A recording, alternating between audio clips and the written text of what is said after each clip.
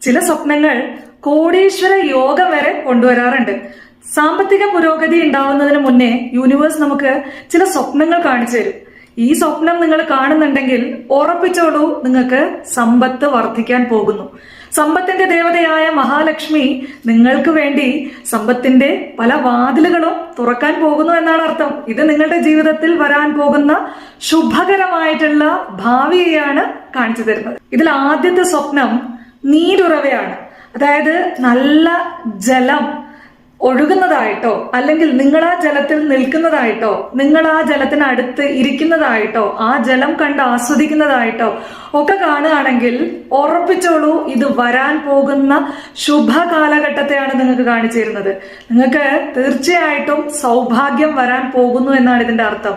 വലിയ ഒരു കാലഘട്ടത്തിന് ശേഷം നിങ്ങൾ സമ്പത്തിലേക്ക് കടക്കാൻ പോകുന്നു. രണ്ടാമത്തെ സ്വപ്നം എന്ന് പറയുന്നത് നല്ല മണമുള്ള വെളുത്ത പുഷ്പങ്ങൾ, അല്ലെങ്കിൽ മഞ്ഞ, പിങ്ക് നിറത്തിലുള്ള പുഷ്പങ്ങൾ. ഇത് നിങ്ങൾ കാണുകയാണെങ്കിൽ അതിന്റെ അർത്ഥവും നിങ്ങൾക്ക് ധാരാളം സമ്പാദ്യം വരാൻ പോകുന്നു എന്ന് തന്നെയാണ്. നിങ്ങൾ മണി അട്രാക്ട് ചെയ്യുന്നു എന്നാണ്.